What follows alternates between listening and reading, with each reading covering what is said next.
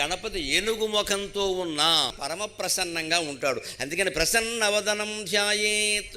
ఏనుగు అనే మనకి భయం కానీ మరొకటి కానీ కలగదు, దగ్గరికి వెళదామని అనిపిస్తుంది హాయిగా. అదేమి మన తొక్కేసి ఏనుగు కాదు, మన ఎవరైనా తొక్కి పడితే వాళ్ళని తొక్కేసి మన్ని పైకి లాగేటువంటి ఏనుగు అది ఖచ్చితంగా. నా భక్తుడు సంగతి నేను చూసుకుంటాను రాని ప్రతిజ్ఞ చేసేటువంటి ఏనుగు ప్రసన్నవదనం. అంతేకాదు పూజ చేసినా ఏం చేసినా దయచేసి ఒక్కటి గుర్తుపెట్టుకోండి, మనం ప్రసన్నవదనంతో ఉండాలి. ఆ పూజ ప్రసన్నంగా చెయ్యాలి. మనం కోపంతో తాపంతో కక్షతో ఎవడి మీదో ఏదో చేసేద్దాం, వాడికి ఏదో చేసేలా చెయ్యాలని పూజలు చేయకూడదు. రెండోది, అవి ఏమీ లేకపోయినా కొందరు ఎలా ఉంటారంటే ఆందోళన చెందిన మనసుతో పూజ చేస్తారు. మనస్సులో ఏవో పెట్టుకున్న ఆలోచనలు అటువంటి ఉంటే దానికోసమే పొద్దున స్నానం చేయండి, మంచి బట్టలు కట్టుకోండి, అప్పుడు చేయండి, కాస్త తొలగిపోతాయి అటువంటివన్నీ కూడా.